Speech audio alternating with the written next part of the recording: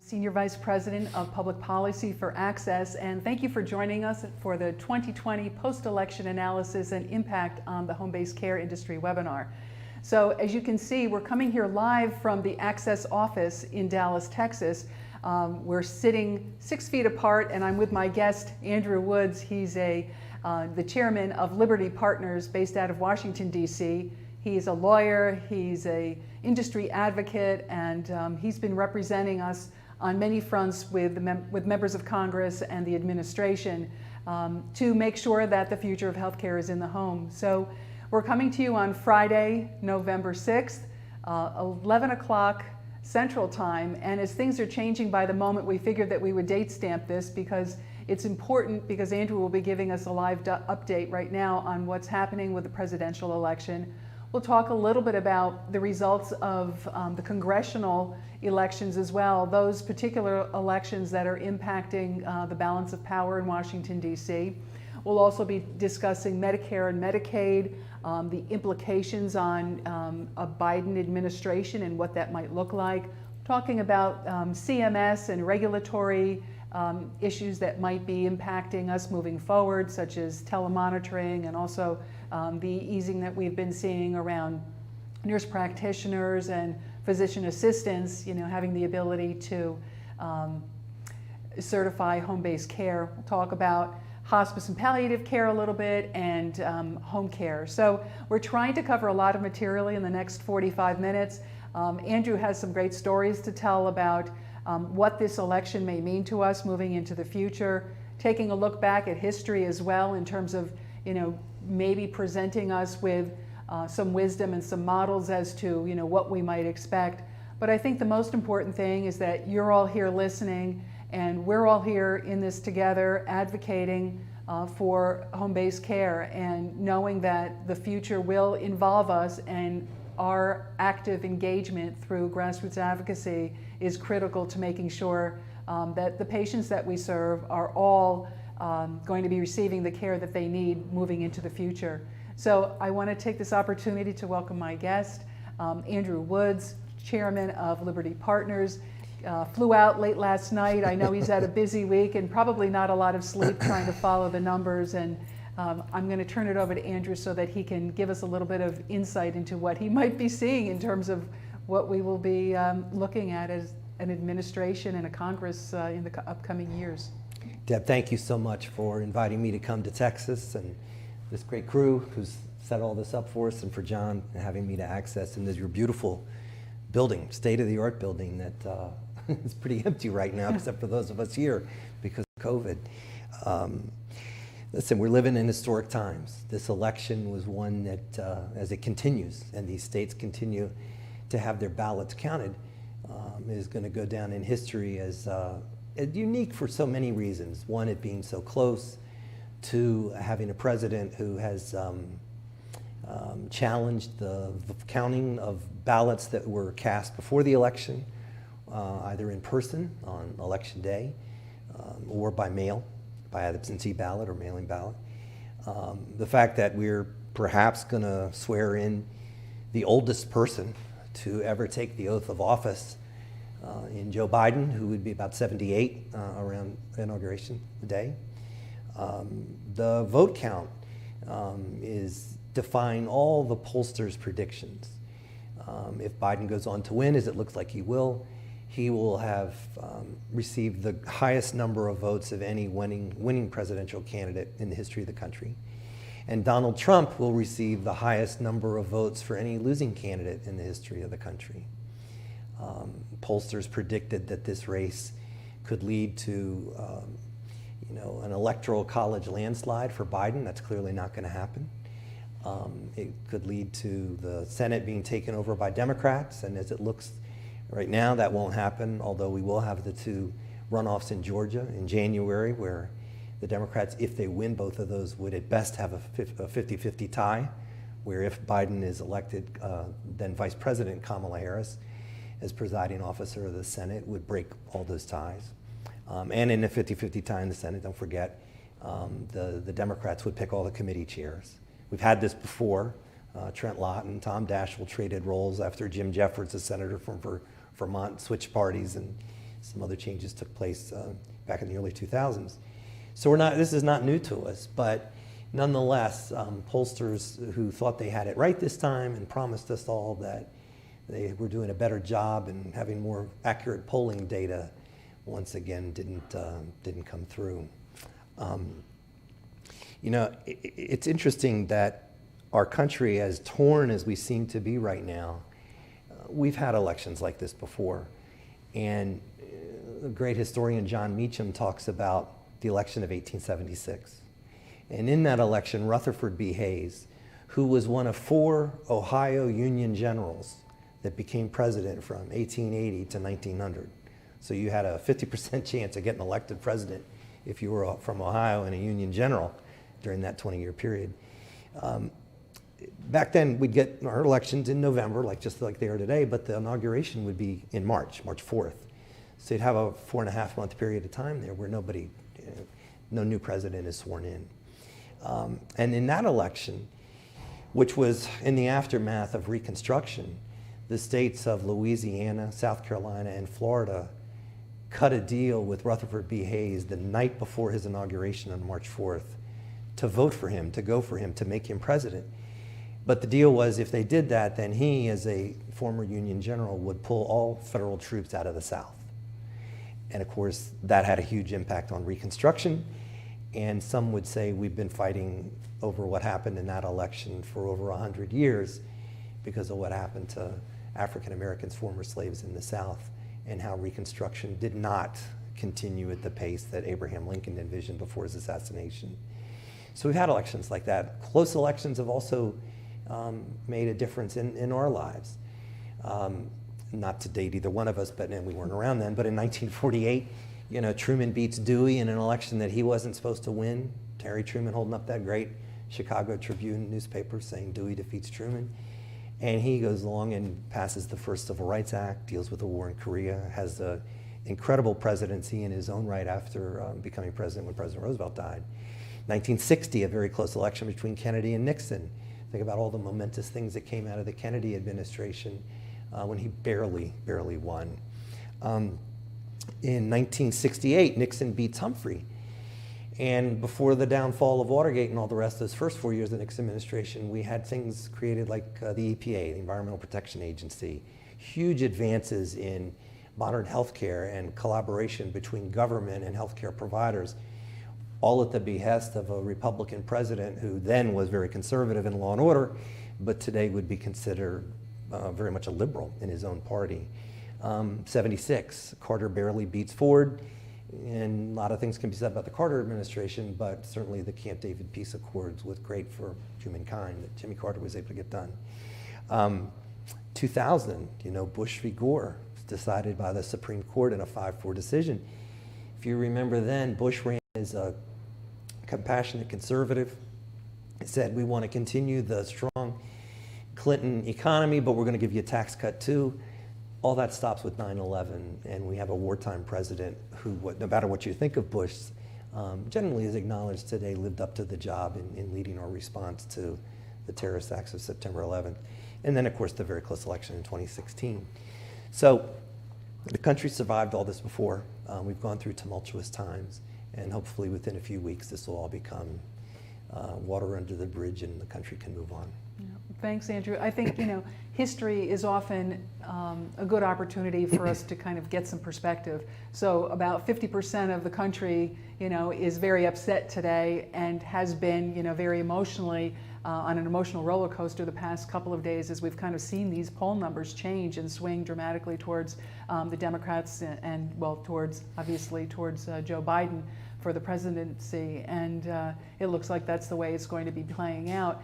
But in terms of healthcare at home for the people that are providing the care in the home, we know that over the past 4 years with the Trump administration and with COVID, we've been able to have some leniency around the regulatory issues that have been coming out of CMS. Has benefited our providers in terms of telehealth and also having nurse practitioners sign orders and being able to have a little bit of comfort in knowing that. So are you saying that history is telling us that if we have a Democratic president, a Republican Congress, and a Democratic House, that there might be some new collaboration and working together as it has in the past to the benefit of all of the providers of care that we are representing and we are working as partners with? Yes, I am. Specifically with regard to questions about home health, home care.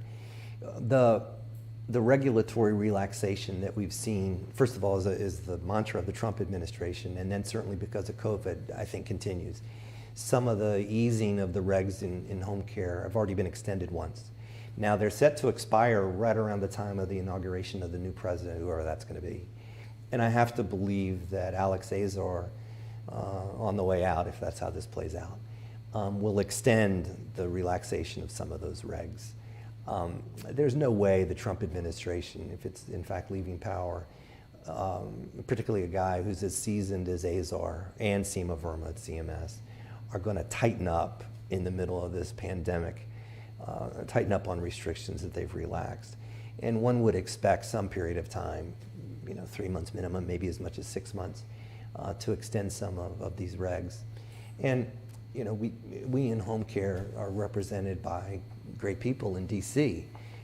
I think of Bill Dombey, who, as I said in remarks earlier this morning, I've worked with a lot of lawyers in a lot of areas in 30 years in Washington, and I've never met a lawyer who knows as much about his respective subject matter expertise as Bill. He does a fabulous job working with the administration on these issues. And Joe Ann Cunningham with the Medicare partnership is doing a super job of working together with Bill and augmenting many of these arguments for the relaxation of regs with a great reg team. On the hospice side, Ido Bannock and HPCO, and on the Medicaid side with Dave Tadero and Darby, and all these great people are pushing these issues and are going to make sure through both their internal and external consultants that the things that we've been able to achieve during these times during COVID are continued until the administration gets its footing. So I'm not too concerned about that. The people Biden's talking about with respect to health care, these are all veterans. They've been around either in the Obama administration, some of them who were on his healthcare advisory team were advising Bill Clinton. So they know these subject matters. They know the value of home care, and they're not going to pull the rug out from under us. Stepping back, looking at it politically, I'm optimistic. I think there were some real winners and losers yesterday, earlier this week, not just in terms of Biden, Trump, but the guy who may be the happiest man in America right now is Mitch McConnell. It looks like he retains his majority.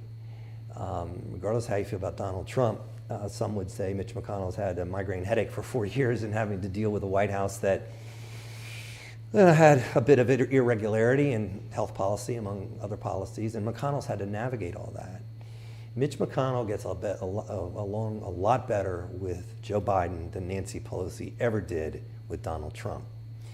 And McConnell's very old school. He's an institutionalist. He doesn't want to see the court packed. He doesn't want to see further diminishment of the filibuster. He's 78 years old, ironically, about the same age as Biden. And I think he'll want to do some, in the twilight of his leadership, will want to reach some sort of compromises with this president who's been his friend, opponent on issues, but his friend since 1970, actually, a little later, in the mid-70s. In the House, while McConnell may be a big winner, the far left is a loser. AOC and her crowd, didn't do the party any favors with talk of defunding the police or Medicare for all. And I saw some clips today where some of the moderates, Spamberger and others, are saying, we moderates lost our seats, some of us, because of things they said, that the far left said. We had to defend. We had to prove we weren't socialists. We had to prove we weren't for defunding the police. Vice President Biden had to make the comments in the debate repeatedly. He wasn't for defunding the police. He wasn't Medicare for all. He had issues with the big Green New Deal and fracking and all of that. So while the House majority is now narrower, making Nancy Pelosi's job a bit more difficult, assuming she's reelected as Speaker, which I certainly think she will be. The far left is going to have to be a bit more quiet, certainly because the House, under Pelosi, will take what Biden wanted to be his legislative agenda. The House will now be charged with passing that. Again, assuming the Democrats don't win these two runoffs in Georgia, and McConnell's the leader in the Senate, majority leader. And then they'll send it over to the Senate, and it's McConnell and Biden who will then have to craft compromise. And I can't think of two better pros in DC, two greater institutionalists with respect for the institution, the Senate and the Congress, than those two to cut a deal. Much like, if you read Bill Clinton's book, My Life, there's a great section in that book about the relationship he had with Newt Gingrich. Now, people know they were polar opposites on political, but they formed a workable political relationship to get stuff done, welfare reform, crime bills, things like that, the same way Ronald Reagan and Tip O'Neill did. So I think you can have that with Biden and McConnell. So, Andrew, it's sounding like there is real opportunity to heal the country. And we hear that 80% of the people that were voting because healthcare was a really important aspect of what they felt the president and the Congress needed to address. I know the Affordable Care Act, the Supreme Court's going to be looking at that next Tuesday. COVID is a big issue for former Vice President Joe Biden, and I know that they'll be putting together their plan on that. So we're looking at COVID, we're looking at the Affordable Care Act, we're looking at the future of Medicare and Medicaid and what that might look like and what their plans are. So are you aware of any type of a current plan that they might have already, and what might that look like for us, and how does that impact our industry? Sure. Well, I know the Democrats had planned, if they had won the Senate majority, in response to the legal challenges to the ACA. The thought was that Schumer wanted a big health care package to come out of the Senate for a lot of reasons. He was worried about, and he still may be, a challenge for the far left in his upcoming primary in 2022. So he wants a very ambitious, big health care plan coming out of the Senate that will deal with a lot of the legal issues that have been raised in the challenges to the ACA.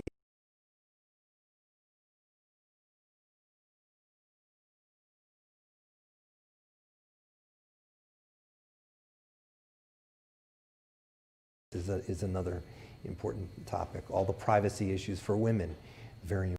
The Democrats are going to pass this massive health care bill and give it to Joe Biden to sign into law, in some ways undercutting whatever the Supreme Court would do on the ACA when they have their hearing. I think it's the 10th of November, and then we'd see a decision from the court probably in June. That doesn't necessarily happen now. And we'll have to see what Nancy Pelosi is able to do with her narrower majority in the House with respect to a new health care bill that certainly a President Biden is going to want to see come out of the Congress. But again, it'll then get back to a negotiation between Leader McConnell and the White House, just as it's been a negotiation between Pelosi and Mnuchin on some of this COVID legislation as to what kind of health care reform we can really get. I think it's very telling that Leader McConnell came out in his press conference Wednesday in Kentucky after his significant reelection and said he wants to see a COVID bill passed by the end of the year. A lot of the thinking in DC has been Democrats might wait on doing another COVID bill until early next year if they controlled everything, Senate, House, and the White House. And that doesn't appear to be the case now. So the fact that McConnell wants to move this is certainly a good thing for the country, good thing for people in their health care, and obviously with business and pumping more money into the economy. But I didn't think we'd see a COVID bill before Christmas, and now I think the Congress will actually do something in that regard. Once again, because the Republican leader wants to do it, and if you're the president, you can't say no. I think it'd be very hard for a bill to be passed by the Congress and President Trump to not sign it on his way out. That's great. I mean, we've had 3 COVID bills, relief bills up until this point. I know people have been waiting for that 4th COVID bill. Our national associations have been advocating strongly to make sure that our providers get the relief that they need and that we get all of the different benefits that some of those elements held. So let's switch gears a little bit. Medicaid is really important to our providers. Sure. Obviously, state control of the governor's offices in some of the key states may have been flipped or changing in a way that might impact Medicaid. Medicaid expansion, the work-related requirement. Can you talk a little bit about Medicaid and what that might mean for our providers? So Democrats are disappointed because in the elections for governor, and more importantly in the state legislatures, they did not flip the states that they wanted. That big turnout for Trump and the huge amount of votes that he's now received, I think when we went on, we were looking, he was around 70 million. That trickled down, all the way down to Republicans, all the way down to state legislatures. So a couple things happened because of that. Politically, the Democrats wanted to get control of the state legislatures to be able to control redistricting and do gerrymandering in such a way to protect Democrat seats. Well, they're not going to get that now in Pennsylvania and New York, some of the other states that they were looking to accomplish that. Or Florida, for example, where they really thought they had a chance to overturn one of the bodies there and add more seats to the House. So the Republicans will be able to lock in redistricting now till 2031, another 10 years until we come to another census in 2030. So that's important. That'll have an impact on what happens in Medicaid. But under a Biden administration, there's no doubt that they're going to address the funding, the shoring up of Medicare and Medicaid, and the refunding of FMAP. There'll be a fight. There'll be some Republicans. Some of those will be running for president in 2024, like Tom Cotton and Josh Hawley and probably 24 others, some of whom are in the Senate, who will go kicking and screaming about adding more money to any of these programs. But the Democrats have some ideas too that I think they certainly will pursue, that Vice President Biden's talked about, some of our own congressional champions like Debbie Stabenow talked about, which is lowering the age of Medicare eligibility so that people who are either 60 or Stabenow wants 55 will be able to get Medicare coverage. The reason that these policymakers like that idea is because if you have healthier people in the system, paying into the system, don't use the services, they're creating revenue to pay for the services that are needed for the elderly population that does use a disproportionate share of Medicare services. I have no doubt that we'll see legislation in the Senate, certainly in the House, that'll lower the age of Medicare. Will we get a public option? Yeah, hard to see right now. Certainly in the House, they'll try and get that done. Don't know if it'll happen in the Senate if the Republican maintain the majority. But politically, neither party can allow the funding for Medicare or Medicaid to dry up. So that's not going to happen. The argument's going to be as to how we do get the funding up. Yeah, and you touched a little bit upon the funding, but I think what the providers are really interested in hearing is, do you think that reimbursement rates under Medicaid, which are not adequate in any state at this point, do you think we might see some increases in Medicaid provider reimbursement rates? And then I think, Medicare, if we were going to be expanding, potentially expanding the age eligibility, down to, 60 or even 55, what might that do to reimbursement under Medicare? So, I mean, there's a lot of pieces to this, but in the end, we're going to be advocating, obviously, for greater provider reimbursement. Do you think there's room for that? Well, certainly in a Biden administration with the kinds of people who are rumored to be going to either HHS or CMS, Governor of New Mexico comes to mind as a potential HHS secretary. These people are all going to have a predisposition to see more money for Medicaid, more money to pay Medicaid providers. And again, there'll be a give and take with the Republicans in the Senate as to what happens with respect to those reimbursement amounts. When Bill Clinton came in after the Bush years, we saw Democrats generally try and do things that were a bit more favorable in reimbursement in terms of new technologies. I just know from my own experience, it was easier to get new reimbursement for new treatments and technologies and drugs for that matter, in cancer care, for example, and a new payment formula and an APM for dialysis.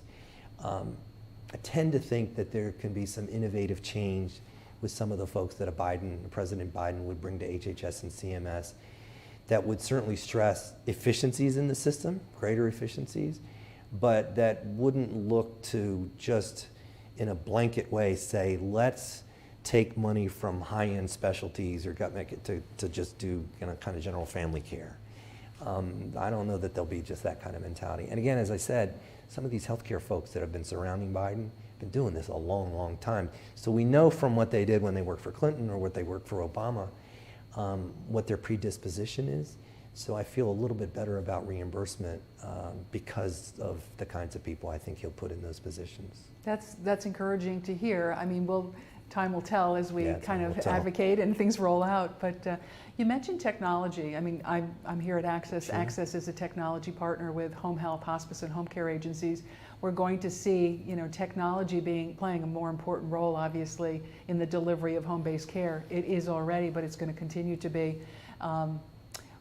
The HEAT Act, was proposed, and we're hearing that we might just have a short window of time until the end of the year to be able to get some of these bills passed. There'll be a budget, right, a federal budget that has to be passed, and some of these other things that have to quickly, transpire before the end of the year. What are your thoughts around this HEAT Act, passing, getting reimbursement for home-based telehealth, and also the federal budget in terms of, where we might fall in that?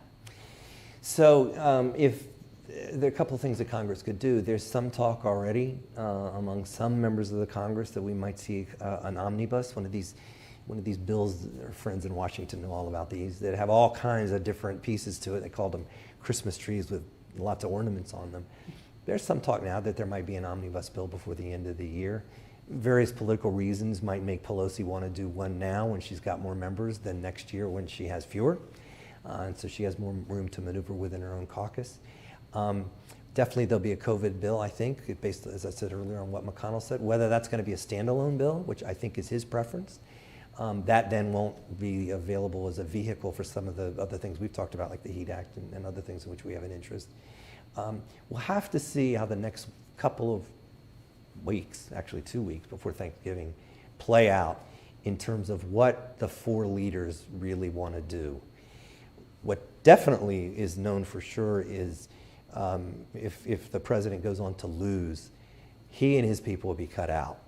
And it really will be a McConnell, Schumer, Pelosi, McCarthy decision, because they're all left in January and the Trump crowd would be gone. And I think there is enough self-interest on the part of all four of those that I just mentioned to try and get some deal done now for varying political reasons, that we have a better chance of getting some of this legislation now than we did before the election. I really like that insight. It's pretty interesting that you're thinking that they're really looking forward and moving forward without the president and the current members of his administration in terms of really setting a path forward that's going to be advantageous for the American people. What do you think about the president right now and his current legal action in terms of recounts and, you know, ballot challenges? I mean, does that have any legs? What's going to happen in the next couple of weeks or months around that? And is that going to disrupt what might be happening in this omnibus bill or anything else that might happen in a positive light moving to the end of the year?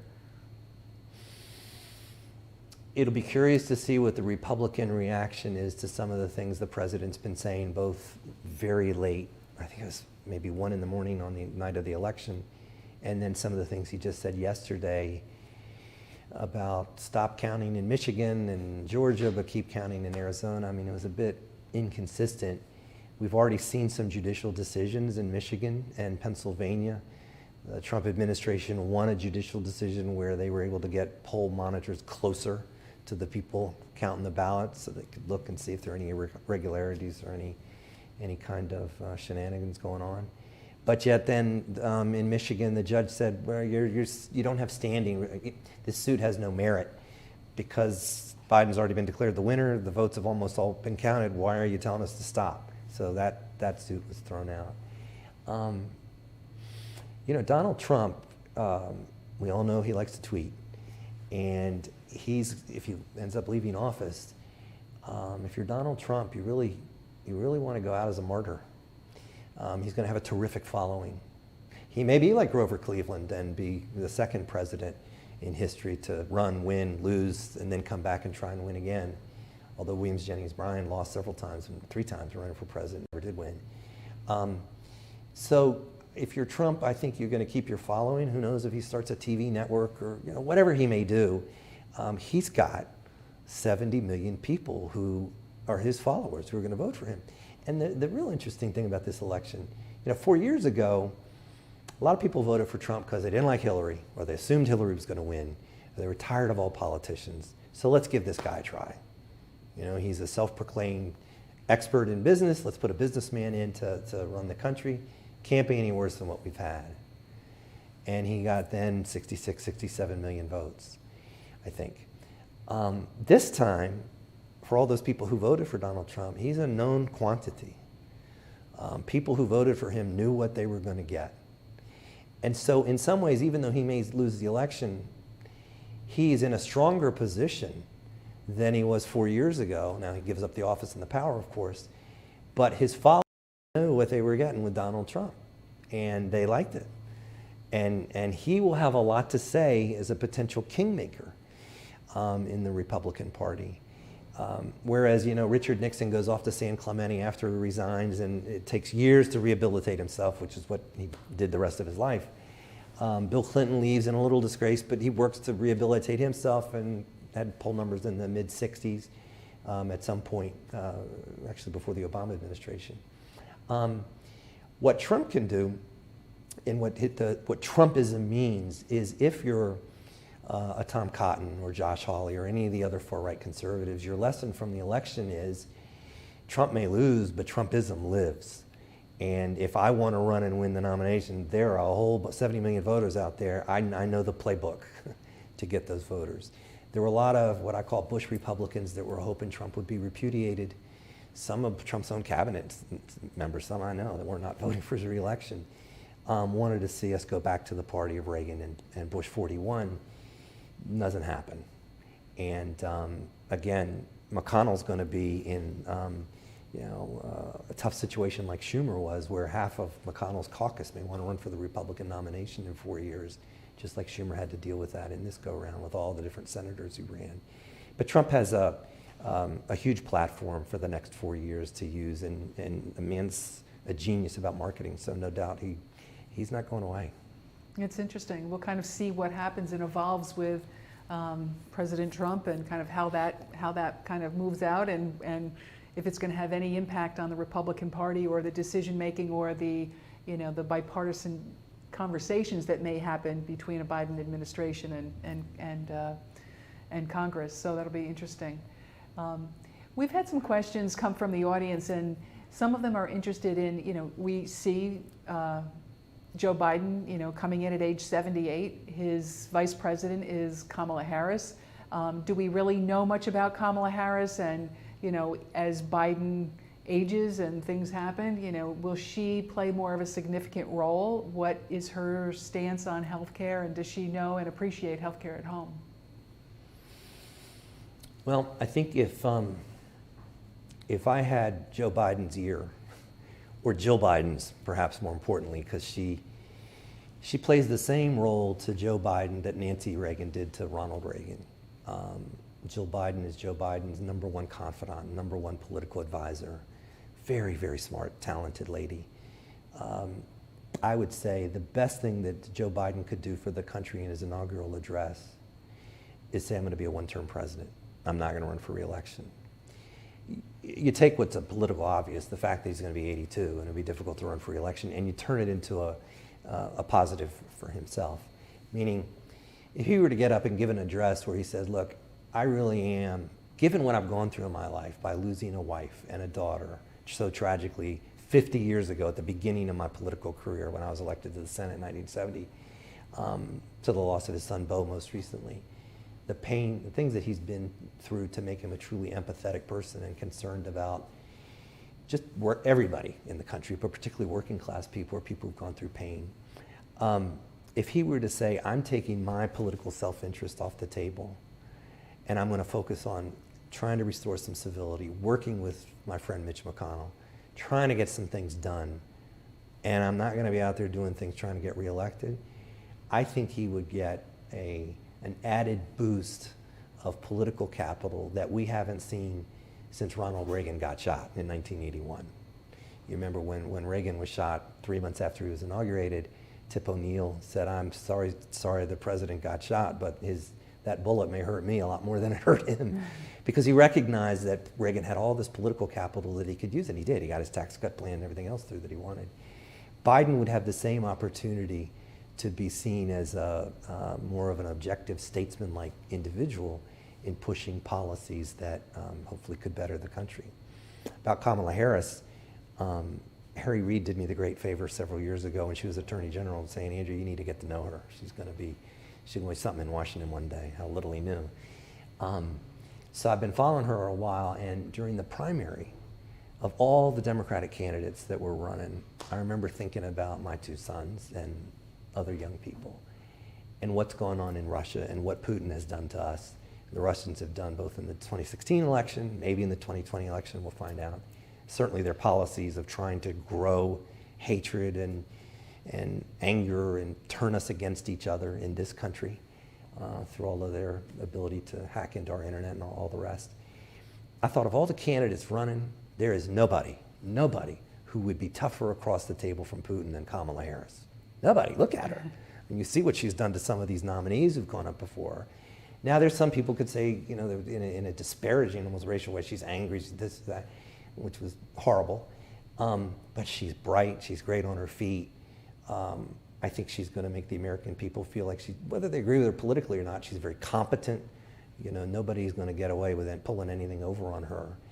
And she'd be a great emissary to send internationally to let folks know, like Putin and the Chinese, that whatever reason the Trump administration approached Putin the way he did, those days are over. And the president and the vice president, the Russians will have to reckon with them. And that's interesting. I'm just trying to think about Kamala Harris and what she might bring to the table in terms of, she's a woman, right? She's African American, or a woman of color, and the issues about diversity, equity, and inclusion right now, the issues around social determinants of health and how that plays right into home-based care and the need for people to have those types of supports and equity across all ethnicities. I think that might be something that she might be able to incorporate in. Do you, in terms of the healthcare platform, take more of a focus on that? It's already bubbled to the surface with our peaceful protests and sometimes not so peaceful protests, but I think that there's an opportunity here for us to have a voice and participate in advancing some of that. Yeah, so I think, let's take a look just at home care. I think anytime our audience is a woman on Capitol Hill, we have a more receptive audience. I mean, look at how much home care how home care is provided in the home. It's usually the woman who's dealing with the provider, worrying about taking care of mom, dad, in-laws, whatever it may be. Anybody find it ironic that on the PDGM legislation, 3 of our bill sponsors were women? Debbie Stabenow, Susan Collins, I'm glad she's back, great champion for home care, and Terry Sewell. And then Vernon Buchanan was the House Republican. We do better as a sector when we're speaking with women policymakers who understand the role of home care providers and what the individual receiving the care really needs. I'm convinced of it. And I think if there's a way to engage the vice president in these issues, I know she had some really great coaching from Ben Cardin and Debbie Stabenow in the primaries and now certainly in the general on healthcare issues. Because they are champions of us anyway, they can help us access the vice president. And as we've learned so many times, to have the vice president speaking into the ear of the president about home care, we make sure we stay on the president's radar, can be very, very important. And I just think she has a really good understanding of what we're trying to do. That's encouraging, and I think you'd mentioned some of the champions, and it's really nice to know that some of them remain there for us. And I'm just trying to think, as an industry, kind of to wrap up our conversation, what should we be doing in terms of advocacy? We work very closely with all of our national associations and the 2 partnerships, but is there something that we should be doing in terms of getting to know potentially the new players, or are they familiar with us? What could or should we be doing to make sure that the future is going to be very clear and solid for us as home-based care providers? Well, as I said earlier, the people in DC running these associations, like Bill and Joanne and Ito and Dave Tadero, have very wisely learned on some of the key issues we faced in this Congress, this administration, that to get all these groups together in a de facto coalition to speak with one voice on these issues is really important. And I credit Bill and Joanne and Dave and Ito and others for doing that. Very, very important. So that's the first step. The second is, and I know former Congressman Joe Crowley, who's awesome, and Blanche Lincoln were just added to the Medicare home team. Very smart move by Joanne and Keith Myers and April Anthony to bring them on. They will help make sure that as a sector we get an audience, hopefully during the transitional period, assuming there is one again, which looks like there will be, with the new HHS secretary, with the new CMS administrator, all those people. Because we do have pressing issues on reimbursement, and because of COVID, like other healthcare providers, we've got to deliver more services in the home. We've got to be freed up to do what we do best in this very challenging environment. And so the team collectively, for all these organizations, all the great lobbyists, both internal and external, will need to come together and make sure that it isn't just cancer or dialysis or cardiovascular, whatever these other sectors may be, that we're hopefully first among equals, or at least equal to the other groups, and getting the attention of the new healthcare policymakers. If we're able to do that, and the grassroots you can do at Axxess, just like the great company Bayat is able to do in fighting the repeal of the ACA, the tremendous grassroots network. If you continue to supply that into Washington, that'll be helpful. One thing I've learned in 30 years of lobbying, when you have a close election like this, where some members, and we'll see it in a couple of weeks when the final votes come out, they win by a few hundred votes, some of them less, some of them by a couple thousand. They get the message, at least for the first year, that listening to people back home is really important. And so for us to be able, in a very coordinated, strategic way, drive home what our objectives are for the new Congress and the new administration in an organized way, as we've been trying to do, in this year where everybody's going to be listening, and Biden knows he's got to try and do whatever he really wants to get done in the first year during the honeymoon period. That's what we all need to be focused on, and I think the folks in Washington will make sure that happens.